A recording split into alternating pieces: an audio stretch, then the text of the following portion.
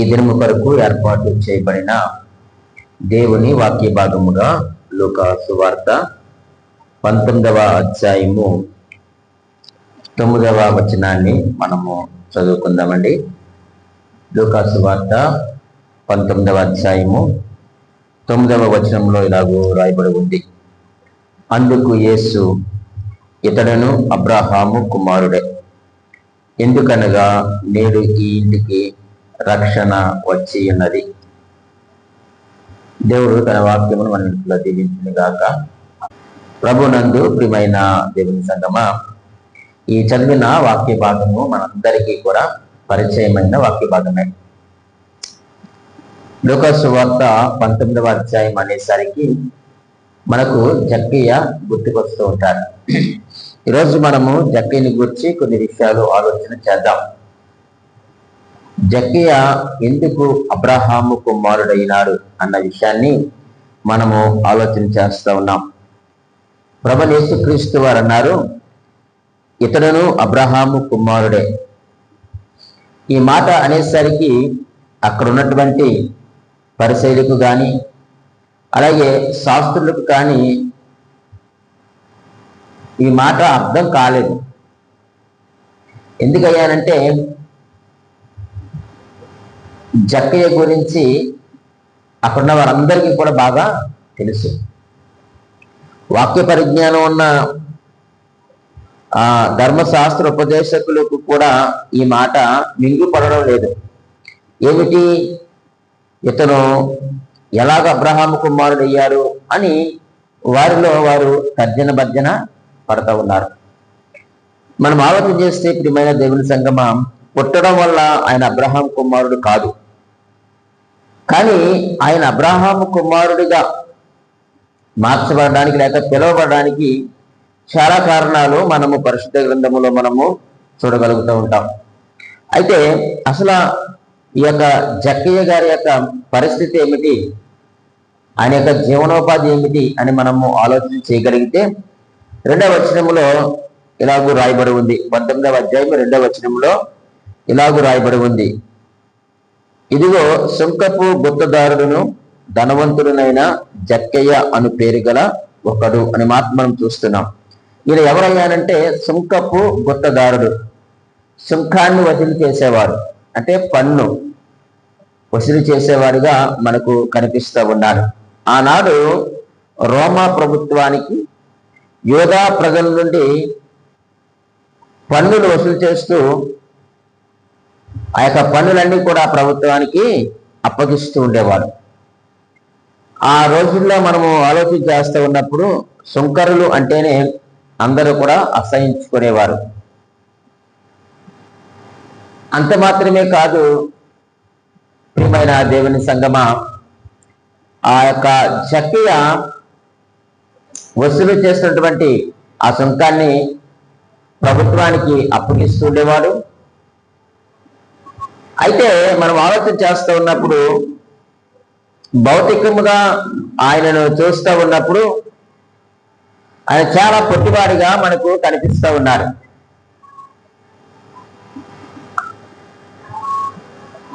అంత మాత్రమే కాదు, అతని ఆర్థిక పరిస్థితి అది అవినీతిమయముగా మనకు కనిపిస్తూ ఉంది.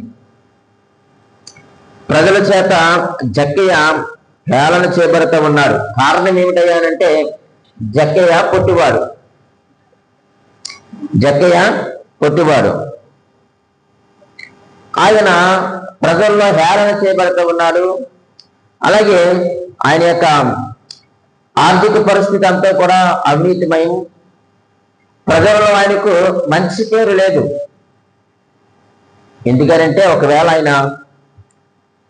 ఒకవేళ కాదు, ఆయన అన్యాయముగా సంపాదించారని ఆయన చాలా స్పష్టంగా యేసుక్రీస్తు వారికి చెప్పినట్లుగా మనం 19వ అధ్యాయము లూకా సువార్తను మనం చూస్తాం. ఆయన అన్యాయముగా సంపాదించారు, అన్యాయముగా అక్రమముగా ఆ ట్యాక్స్ వసూలు చేస్తూ ఉండేవాడు. అటువంటి పరిస్థితులు ఎవరున్నా సరే కానీ మనుషులు ఎవరు ఇష్టపడరు. ఆనాడు జక్కయ్య పరిస్థితి కూడా అంతే. జక్కయ్య యొక్క పాపపు జీవితము వారందరికీ తెలుసు, అక్కడున్న పరిసయ్యులకు తెలుసు, అలాగే శాస్త్రులకు తెలుసు. అంత మాత్రమే కాదు, ధర్మశాస్త్ర ఉపదేశకులు కూడా అక్కడ ఉన్నారు. వారందరికీ కూడా జక్కయ్య యొక్క భౌతిక ఆర్థిక పరిస్థితులన్నీ కూడా వారికి తెలుసు. ఎప్పుడైతే యేసుక్రీస్తు వారు ఇతరులను అబ్రహాము కుమారుడే అని అన్నారో వాళ్ళెవ్వరికీ కూడా మింగుడు పడడం లేదు. అయితే ప్రియమైన దేవుని సంగమా, ఈరోజు యేసుక్రీస్తు వారు నిన్ను నన్ను కూడా ఆయన కుమారులుగా పిలుచుకున్నాడు, ఆయన పిల్లలుగా చేసుకున్నాడు. ఏ యోగ్యత ఉంది? మనమేమన్నా పరిశుద్ధులమనా? మనమేమన్నా యథార్థవంతులమనా? న్యాయవంతులమనా? కాదు.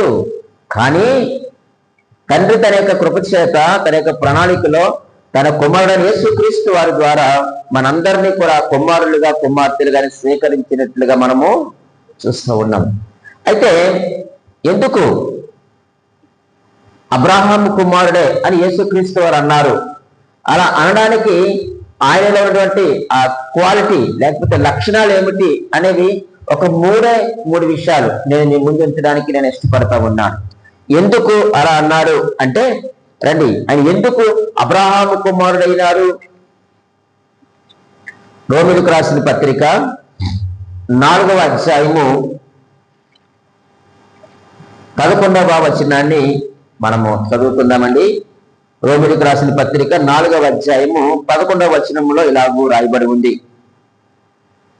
మరియు సున్నతి లేని వారైనను నమ్మిన వారందరికీ అతడు తండ్రి ఎదుట వలన వారికి నీతి ఆరోపించుటకై అతడు సున్నతి పొందక మునుపు తనకు కలిగిన విశ్వాసము వలన అయిన నీతికి ముద్రగా సున్నతి అను గుర్తు పొందెను.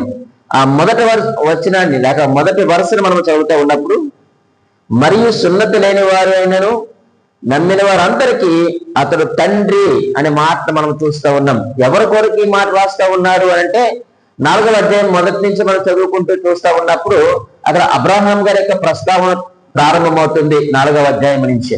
ఇక ఎవరు తండ్రిగా కనిపిస్తున్నారు అంటే అబ్రహాము గారు మనకు, లేక అక్కడ తండ్రి అని ఆయన సంబోధించినట్లుగా మనం చూస్తూ ఉన్నాం. ప్రియమైన దేవుని సంగమా, సున్నతి లేని వారైనను నమ్మిన వారందరికీ అతడు ఎవరట? తండ్రి అనేటువంటి మాట మనం చూస్తూ ఉన్నాం. అంటే ఇక్కడ అబ్రహాం గారిలో క్వాలిటీ ఏంటంటే ఆయన నమ్మాడు. అబ్రహాం గారు ఆయనను నమ్మాడు, ఆయన యందు విశ్వాసం ఉంచినట్లుగా మనము చూస్తూ ఉన్నాం. ఆ మాట మనము ఆదికాండము 15వ అధ్యాయము 6వ వచనములో ఈ మాట రాయబడి ఉంది. అతడు యెహోవాను నమ్మెను, చూడండి, ఆయన అది అతనికి నీతిగా ఎంచెను అనే మాట మనం చూస్తూ ఉన్నాం. అబ్రహాము ఎవరు నమ్మాడట? యెహోవాను నమ్మెను. ఇప్పుడు ఎవరైతే దేవుని యందు విశ్వాసం ఉంచారో, దేవుని నమ్మినారో వారందరూ కూడా ఎవరి పిల్లలు? అబ్రహాము పిల్లలే. యేసుక్రీస్తు వారు జక్కయ్యని ఇతరులు అబ్రహాము కుమారుడే అని అనడానికి మొదటి కారణం ఏమిటంటే ఆయన యొక్క విశ్వాసమును బట్టి ఆ మాట అన్నాడు. జక్కయ్య పాపే, అపవిత్రత కలిగిన వాడే, అన్యాయస్తుడే. కానీ ప్రియమైన వారులారా, ఏమైందయ్యానంటే ఆయన యేసుక్రీస్తునందు విశ్వాసం ఉంచాడు. ఆనాటి సమాజంలో జక్కయ్య గారికి విలువ లేదు, అందరూ అసహించుకున్నారు. ఎందుకంటే అన్యాయముగా ట్యాక్స్ వసూలు చేస్తూ ఉన్నప్పుడు ఎవరు ప్రేమగా ఉంటారో వారితో ఉండరు. అతను అవినీతిపరుడు కావచ్చు, విలువ లేని వాడు కావచ్చు, పాపిగా పిలువబడిన వాడు కావచ్చు. కానీ అతనిలో యేసు ఎవరో చూడాలనుకున్నాడు. ఎలాగా అంటే ఆయన విన్నాడు. ఎవరి కొరకు? యేసుక్రీస్తు గురించి విన్నాడు. వినుట వల్ల ఏమి కలుగుతుందని వాక్యం సెలవిస్తా ఉంది? విశ్వాసము కలుగుతుంది. ఇప్పుడు జక్కయ్య విన్నాడు, విన్న తర్వాత ఏమి కలిగింది? విశ్వాసము కలిగింది. కాబట్టి ఇప్పుడు యేసు ఎవరో నేను చూడాలి అని అనుకున్నాడు. చూడండి ప్రియమైన దేవుని సంగమా, ఆయన పరిస్థితి స్థితిగతులు చూస్తూ ఉన్నప్పుడు ఎప్పుడైతే యేసుక్రీస్తుని గురించి ఆయన విన్నాడో, లేక సమాచారం ఆయన ఎందుకు వచ్చిందో, ఆయన చూడాలని ఆశ కలిగాడు. కాబట్టి ఆయనలో మొదట కలిగిన ఆ యొక్క విషయం ఏమిటంటే ఆయన యందు నమ్మిక ఉంచాడు. అంటే ఆ రోజు అబ్రాహాం ఏమించాడు? అబ్రహాము దేవుని నమ్మాడు. ఇక్కడ జక్కయ్య కూడా ఎవరు నమ్మాడు? యేసుక్రీస్తు నమ్మాడు, రక్షకుడు నమ్మాడు. ఆయన యందు విశ్వాసం ఉంచాడు.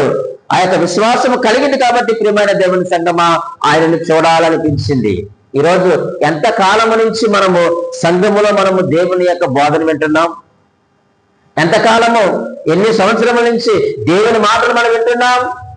దేవుని సేవకుల ద్వారా దేవుని వాక్యము వినిపించబడుచుండగా నీ విశ్వాస పరిమాణం ఎంత? నీవు దేవుని యందు నమ్మిక ఎంతవరకు ఉంచగలిగినావు? ఆయన చూడాలని ఆశ, తపన, కోరిక నీలో ఉందా? అన్యాయస్తుడే, పాపిగా పిలువబడిన వాడే, హేళన చేయబడిన వాడే. కానీ ఎప్పుడైతే ప్రియమైన వారులారా యేసుక్రీస్తును కూర్చున్నటువంటి సమాచారము ఆయన యొద్దకు వచ్చిందో ఆయనను చూడాలి అనుకున్నాడు. ఆ విశ్వాసమే ఆయనను అబ్రహాము కుమారుడిగా చేసింది. ఈరోజు మనము ఆయన దేవుడు అని నమ్మితే సరిపోదండి. యేసుక్రీస్తు దేవుడు అని నమ్మితే సరిపోదు. అంతటితో మనం ఆగిపోకూడదు. మరి ఏం చేయాలి మన హృదయంలో అంటే ఆయన ద్వారా మనం నీతిమంతులుగా తీర్చబడ్డాం. ఇది దేవుని నమ్మడం అంటే. నేను దేవుని నమ్మానండి పెదవులతో మనం మాట్లాడితే దేవుని నమ్మడం కాదండి. దేవుని నమ్మడం అంటే నేను ఆయన ద్వారా నీతిమంతులుగా తీర్చబడ్డాను, ఇది నీ విశ్వాసము, ఇది నీ నమ్మిక. అంత మాత్రమే కాదు, ఆయన ద్వారా నేను పరిశుద్ధుడిగా చేయబడ్డాను, ఇది మన యొక్క విశ్వాసము. నమ్మడం అంటే అది. అంత మాత్రమే కాదు, ఆయన ద్వారా నిత్య జీవాన్ని నేను పొందుకుంటాను అని కదా మనం విశ్వసించాలి. ఈరోజు నమ్మానండి అని మన పెదవులతో కాదు ప్రియమైన దేవుని సంగమా. దేవుని నమ్మడం అంటే ఆయన ద్వారా, ఆయన వలన నేను నీతిమంతుడిగా తీర్చబడ్డాను, నేను పరిశుద్ధుడిగా చేయబడ్డాను, నేను యథార్థవంతుడిగా చేయబడ్డాను, నేను నిత్య రాజ్యము పొందుకుంటానటువంటి విశ్వాసముతో ఆయనతో మనం కొనసాగవలసిన వారిగా ఉన్నాం. అబ్రహాము దేవుని నమ్మెను. ఇక్కడ జక్కయ్య కూడా దేవుని నమ్మాడు, విశ్వాసం ఉంచాడు కాబట్టి ఆయన చూడాలనిపించింది. ఈరోజు మనకు దేవుణ్ణి చూడాలని, దేవుని యొక్క ప్రత్యక్షత కొరకు మనం ఆతృత పడుతున్నామా? ఆయన చూడాలని ఆశ, ఆయన చూడాలని తృష్ణ ఈరోజు మనలో ఉందా? ఎందుకు లేదయ్యా అంటే మనం ఆయన యందు విశ్వాసం ఉంచలేదని. విశ్వాసం ఉంచామండి అంటున్నాం. కాదు. ఈ విశ్వాసం మనలో ఉండాలి. ఆయన ద్వారా నేను నీతిమంతుడిగా తీర్చబడ్డాను విశ్వాసము, ఆయన ద్వారా పరిశుద్ధుడిగా చేయబడ్డానని, నిత్య జీవం పొందుకుంటానని, నేను యథార్థవంతుడిగా చేయబడ్డానని ఈ విశ్వాసంతో మనము ఉండాలి. ప్రియమైన వాళ్ళరా, మీకు మరొక మాట జ్ఞాపకం చేస్తానండి. చూడండి, హెబ్రీయులకు రాసిన పత్రిక 11వ అధ్యాయము, హెబ్రీయులకు రాసిన పత్రిక 11వ అధ్యాయము 31వ వచనములో ఇలాగూ రాయబడి ఉంది. రాహాబను వేశ్య వేగుల వారిని సమాధానముగా చేర్చుకున్నందున అవిధేయులతో పాటు నశింపకపోయెను. చూడండి ప్రియమైన దేవుని సంగమా, ఈ యొక్క యెరికోలో ఎవరున్నారు? రాహాబు ఉంది. ఆ యెరికోలో ఎవరున్నారు? జక్కయ్య ఉన్నాడు. ఆ యెరికోలో జక్కయ్య ఉన్నాడు. చూడండి, అంటే దేవుని యొక్క ఉద్దేశం ఏమిటి అని మనం ఆలోచన చేస్తే ప్రియమైన వాళ్ళారా, శపించబడిన దాని దగ్గరకు ఆయన వచ్చాడు. అది ఆయన యొక్క రక్షణను బంధించాడు. దేవుని ఉద్దేశం ఏమిటంటే అందరూ అంతటా మారు మనసు పొందాలి, అందరూ రక్షించబడాలి. ఆయనకి ఏ పక్షపాతము లేదు. కాబట్టి ఆనాడు యెరికోలో ఉన్నటువంటి రాహాబు దగ్గరికి వేగుల వారిని పంపించగా రాహాబు తన కుటుంబాన్ని ఆమె రక్షించుకోగలిగింది. ఈ రోజు యెరికో పట్టణం ఉన్నటువంటి పాపి అయినటువంటి జక్కయ్య దగ్గరికి డైరెక్ట్ గా ఆ యొక్క రక్షకుడే రావడం మనం చూస్తూ ఉంటున్నాం. ఎంత గొప్ప ప్రేమ మన దేవునిది. అరే, ఆమె వేసే కదా, ఆమె చచ్చిపోయినా పర్వాలేదని ఆయన అనుకోలేదు. ప్రియమైన వాళ్ళారా, జక్కయ్య అన్యాయస్తుడే, అపవిత్రుడే, పనికిరాని వాడే. జక్కయ్య నాశనం అయిపోయినా పర్వాలేదని దేవుడు అనుకోలేదండి. వారిద్దరి దగ్గరకు కూడా ప్రియమైన వాళ్ళరా దేవుడు ఏం చేసినాడంటే ఆయన సమాచారమును పంపించాడు. రాహాబు దగ్గరికి సమాచారం వచ్చింది, యేసుక్రీస్తు వారి ద్వారా జక్కయ్య దగ్గరికి కూడా ఏమొచ్చింది చెప్పండి? సమాచారం వచ్చింది.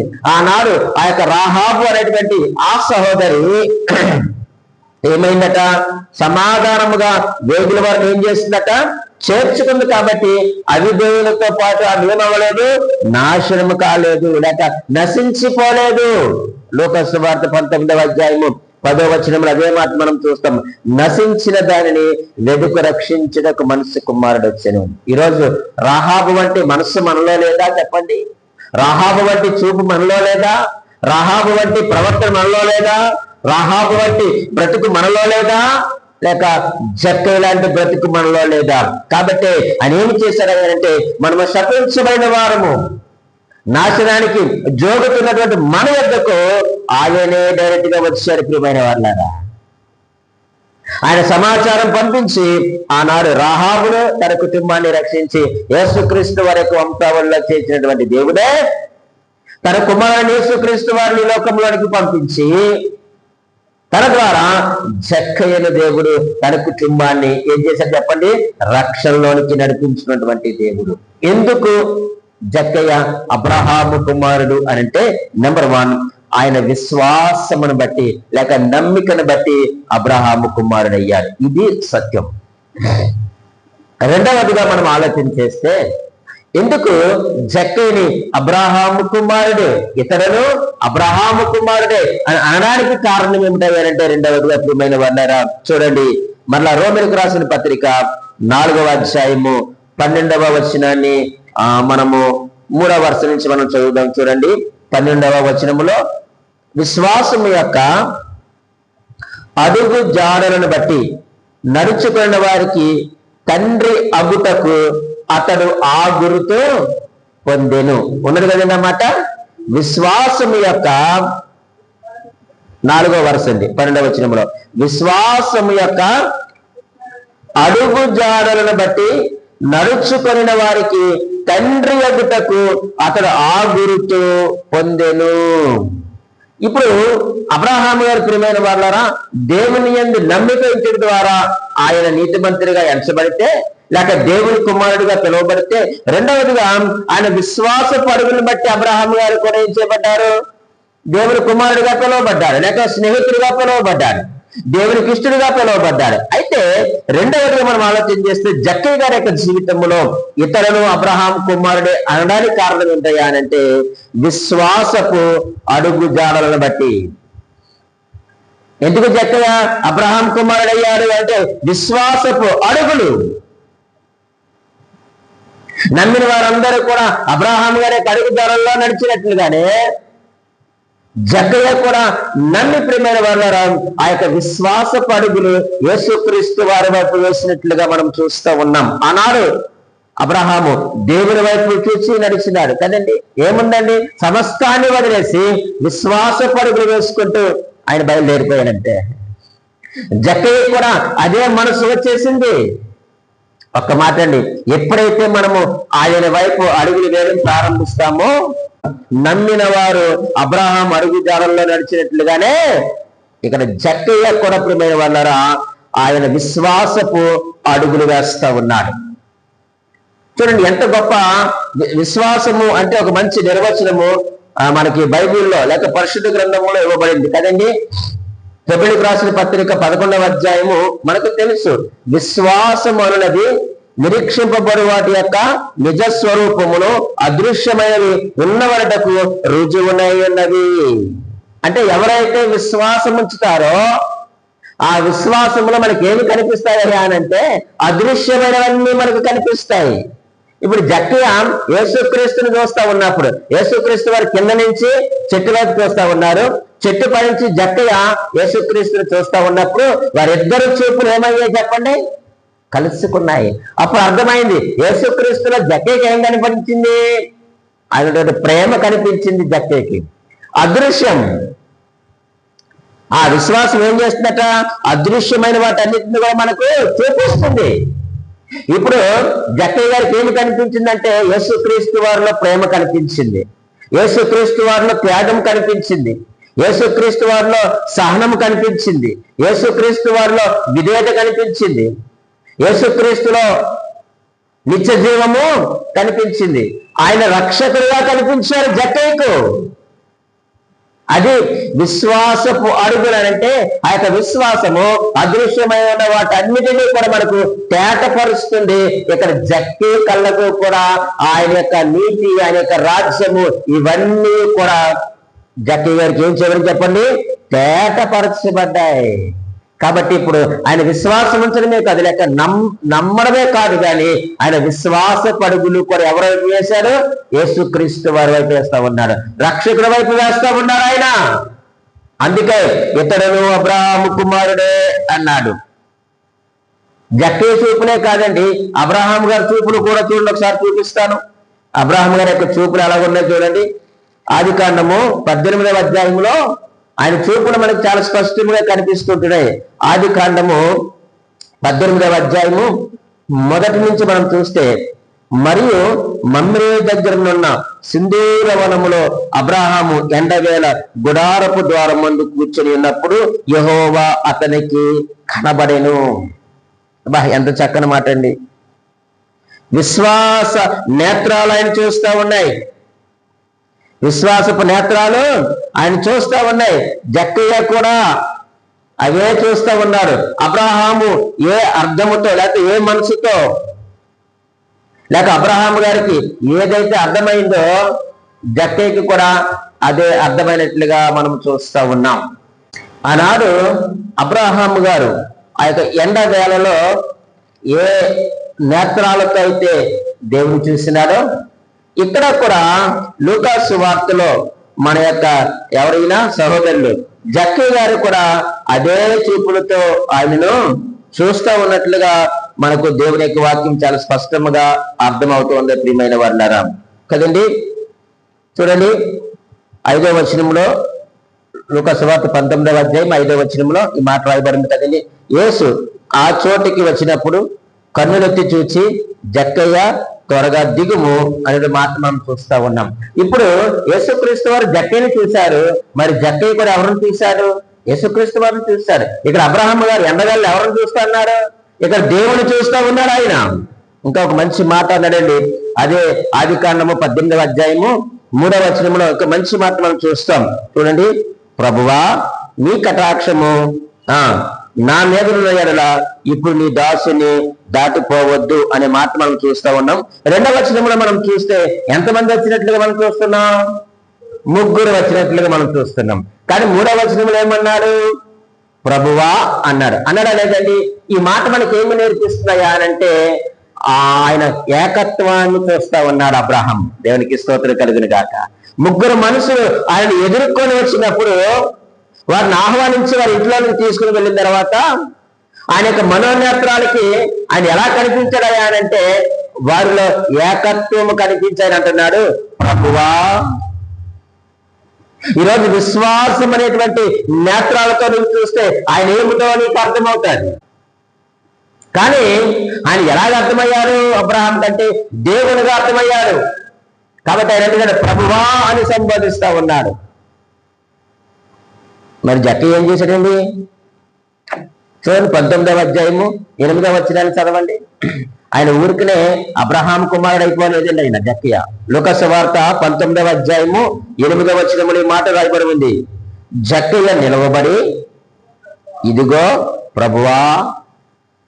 ఆయన కనులెత్తి చూసింది ఎవరు, మనము చదివినటువంటి ఆ వచనములో 5వ వచనములో యేసు కన్నులెత్తి కదండి, యేసు ఆ చోటుకు వచ్చి కన్నులెత్తి చూచాడు. ఇప్పుడు జక్కయ్య ఏమని పిలుస్తున్నాడు,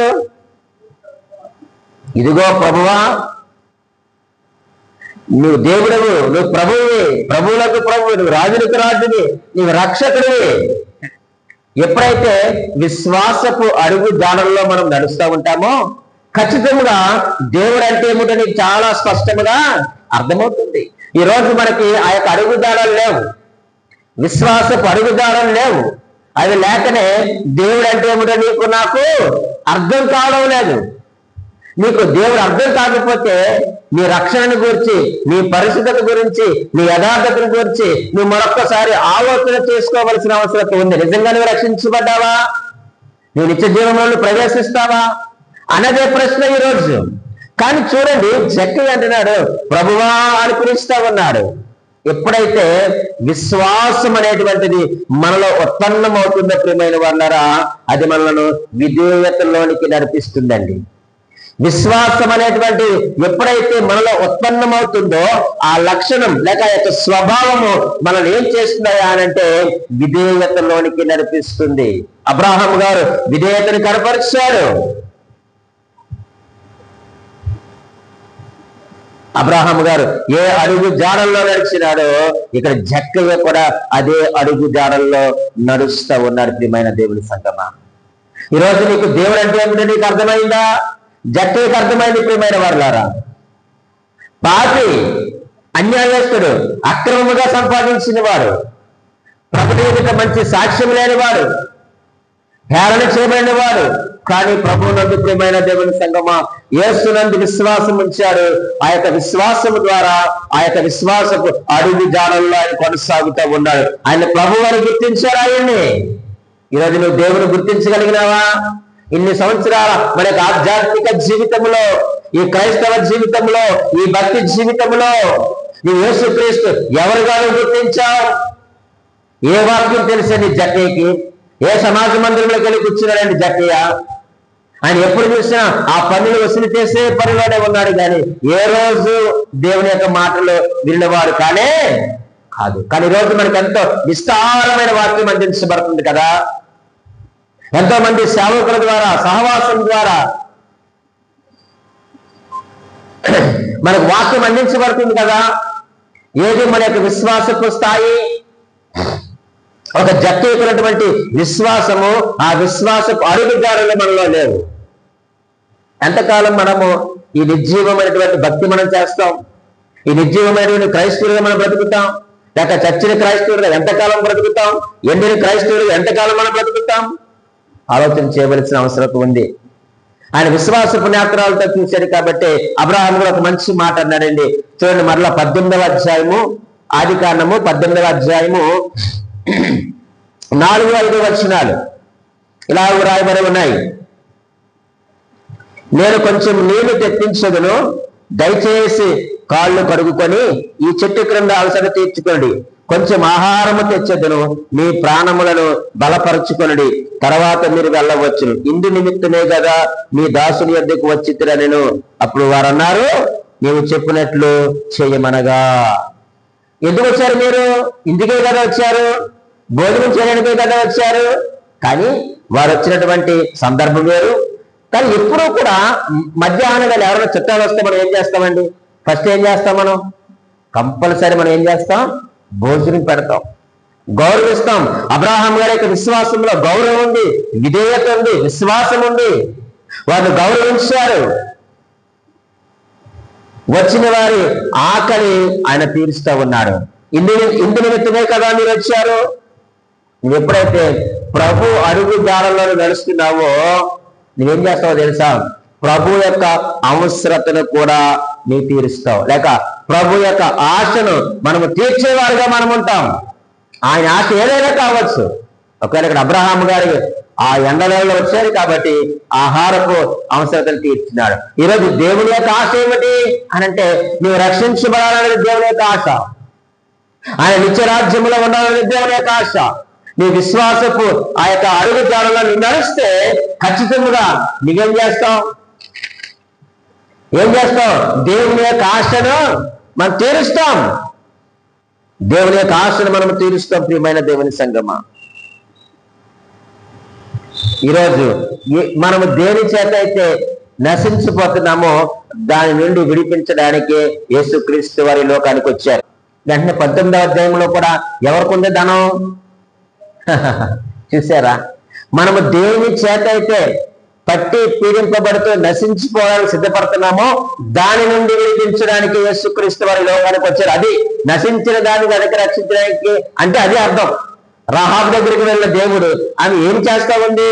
చేయకూడని పని ఆమె చేస్తా ఉంది. ఆ సహోదరి ఆమె వద్దకు వేగుల వారిని పంపించి వారి కుటుంబాన్ని రక్షించాడు. అవునంటారా కాదంటారా?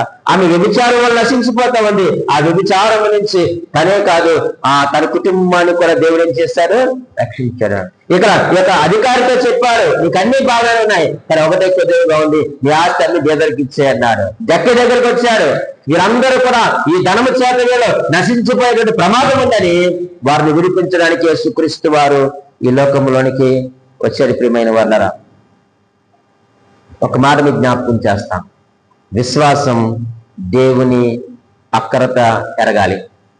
మీరు విశ్వాసం ఉంటే, మనం నిజమైన విశ్వాస వీరులుగా మనం బ్రతికితే, యేసుక్రీస్తునందు విశ్వాసం ఉంచిన వారమైతే దేవుని యొక్క అక్కరత ఏదో మనము ఎరగాలి.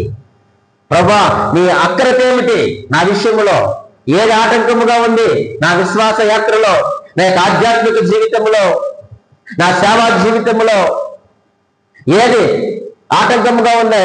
నువ్వేది నాతో చెప్పాలనుకుంటున్నావో, ఏది నాలో నుంచి తీసివేయాలనుకుంటున్నావో అని దేవుని యొక్క అక్కరత ఎరిగేటట్టు చేసేది ఏమిటో చెప్పమంటారా? విశ్వాసము. ఆ విశ్వాసము విధేయతను నేర్పిస్తుంది. ఆ విశ్వాసము ఆయన యొక్క అడుగు కాలంలో నడవడానికి ప్రోత్సహిస్తుంది. కాబట్టే యేసుక్రీస్తు అన్నారు, ఇతడును అబ్రహాము కుమారుడే. ఎందుకు జక్కయ్య అబ్రహాము కుమారుడు అయ్యాడు? నెంబర్ 1, ఆయన విశ్వాసమును బట్టి. రెండవదిగా విశ్వాసపు అడుగు జాడలను బట్టి అబ్రహాము కుమారుడిగా జక్కయ్య పిలువబడ్డాడు. మూడవదిగా మనం ఆలోచించేద్దాం ప్రియమైన వాళ్ళరా. లూకాసు సువార్త 19వ అధ్యాయము 9వ వచనములు ఇలాగూ రాయబడి ఉంది. లూకాసు సువార్త 19వ అధ్యాయము 9వ వచనం అంటాడు, అందుకు యేసు, ఇతరును అబ్రహాము కుమారుడే, ఎందుకనగా నేడు ఈ ఇంటికి రక్షణ వచ్చి ఉన్నది. చూడండి, ఇక మీరు ఒక మాట. మూడవదిగా ఇంటికి రక్షణ వచ్చింది.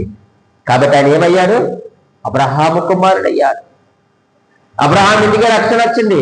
అబ్రహాము కుటుంబం రక్షించబడింది. అబ్రహాము ద్వారా సమస్త జనాంగము ఆశీర్వదించబడింది.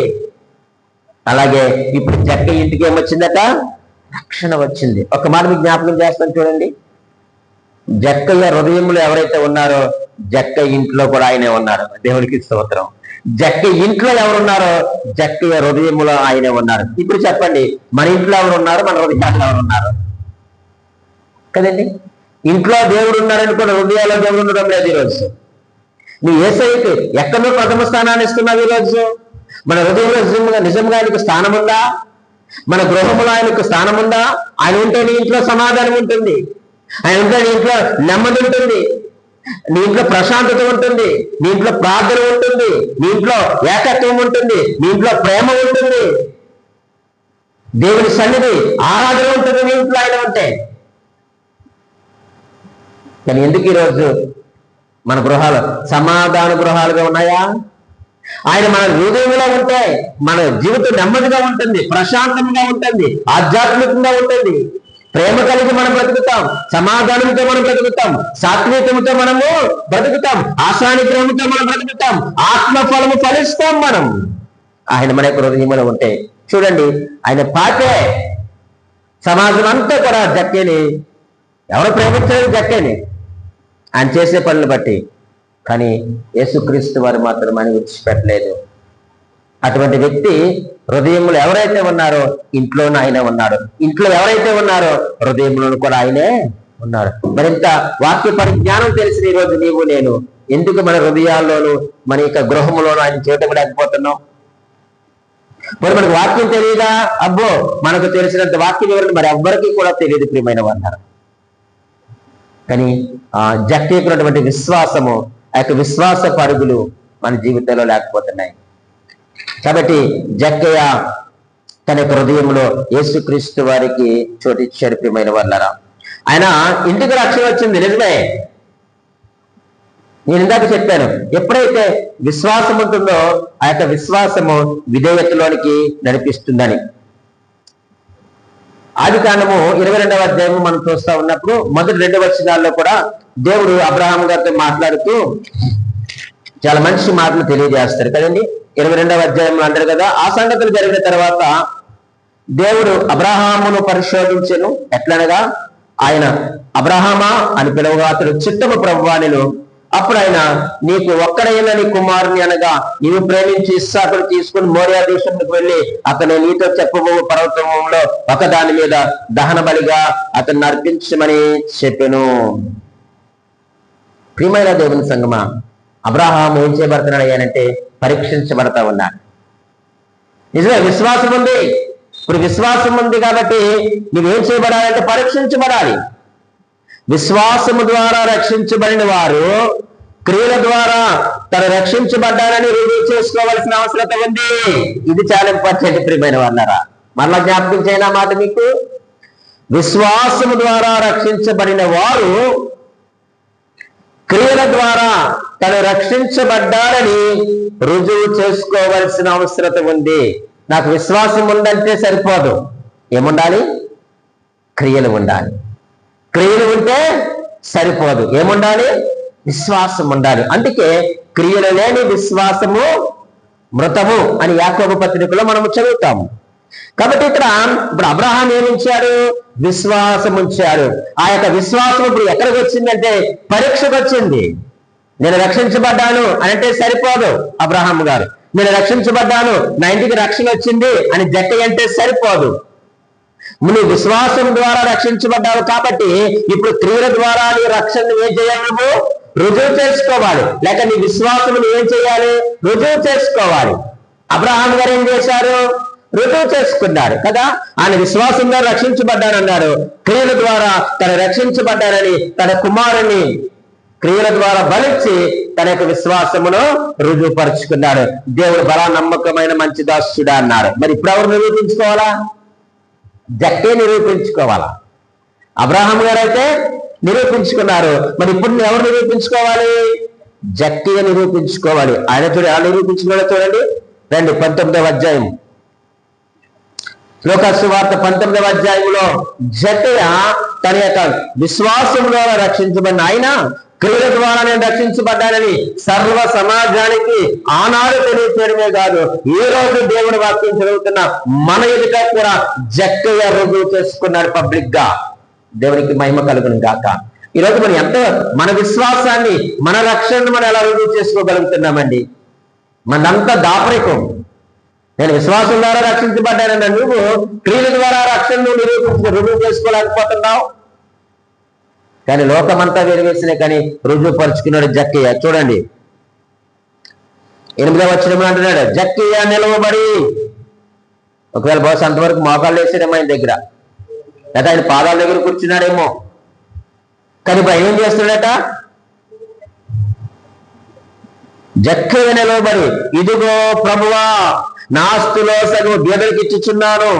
నేను ఎవరి వద్దనైనాను అన్యాయముగా దేనినైనాను తీసుకుని వెళ్ళలా అతనికి 4 అంతులు మరలా చెల్లించునని ప్రభువుతో చెప్పాను.